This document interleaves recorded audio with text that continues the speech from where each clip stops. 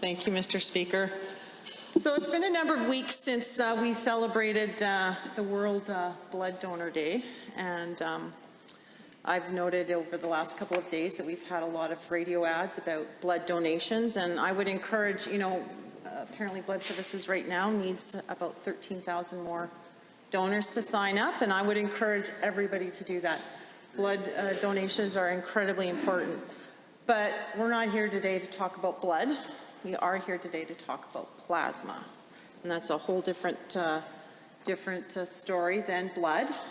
So blood plasma, as most people will know, is the straw-colored part of the blood that contains proteins and antibodies, also known as immunoglobulins, which I won't try to say more than once fast because it's a pretty mouthful.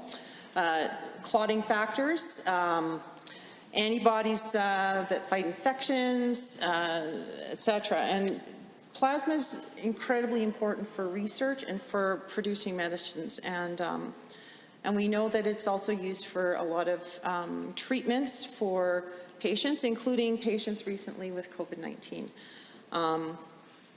We also know that there's been a reduction in plasma donations during the pandemic for obvious reasons. People were staying home and were otherwise not able to go and make donations. And so at the same time as our need was increasing, our supply was reducing. But even before the extraordinary circumstances of COVID-19, there was a lack of donations, and Albertans and Alberta has been dependent on the United States and Germany for our plasma supply. And mostly it's been the United States.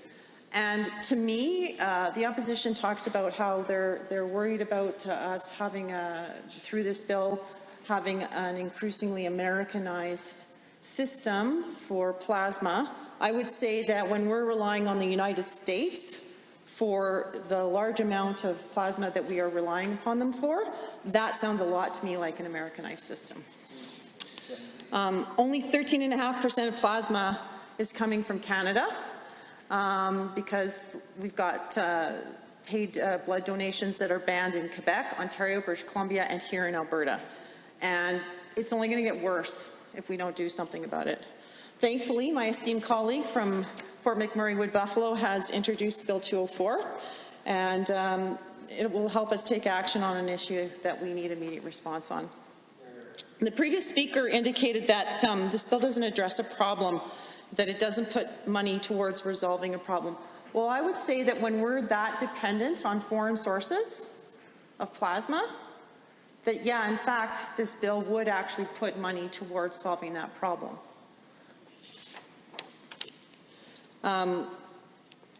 Previously, the NDP's bill, the Voluntary Blood Donations Act, prohibited payment to an individual who donated plasma, with the exception of Canadian Blood Services, and it stopped Albertans from contributing to the global plasma supply. In a recent interview, the member from Fort McMurray Wood Buffalo stated, "A secure supply of plasma is a cornerstone of a modern 21st century healthcare system. The repeal of the Voluntary Blood Donations Act will help patients by making our plasma supply less dependent on international supply, which can be unreliable at the best of times." And from what I can tell, the experts actually agree. John Boyle, the president of the Immune Deficiency Foundation, stated that recognizing plasma donors for the heroes that they are and educating the public on the need for more donations is important. Furthermore, this bill ensures that our most vulnerable community members are not forced to go without the medicine they need because of ideology or misinformation. These are issues that are all too apparent in the debate over paid plasma. Kate Vandermeer, founder of Plasma for Life Canada, a patient group that prioritizes dignifying patients, says, "The negative impacts of shortages, the anxiety over supply, and the guilt seeing other patients suffering through shortages weighs heaviest on her and the patients she deals with."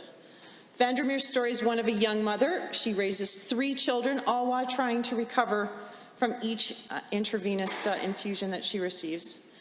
A story not unheard of, as many have suffered because of our apathy and because of the Voluntary Blood Donations Act here in Alberta. The collection of unpaid plasma is estimated to be 2 to 4 times more expensive than plasma collected with remuneration. So something's got to give, Mr. Speaker. In 2017, Canadian Plasma Resources offered all of the Canadian plasma they collected to Canadian Blood Services at a projected price of $166 per litre. In comparison, Mr. Speaker, Canadian Blood Services had a plan to collect 600,000 litres of international plasma, costing $247 million through 2024. This worked out to $412 per litre, or more than double the price of procuring plasma within Canada. Prior to the COVID-19 pandemic, Canada imported 84% of its plasma, with the percentage set to hit 91% by 2024. According to Dr. Peter Jaworski, who I had the pleasure of seeing testify before the committee the other day, he's a Canadian professor teaching at Georgetown University. Global demand will increase by 6 to 10% each year for the foreseeable future, with numbers only expected to increase even more with an immense reliance on non-remunerated blood donations already.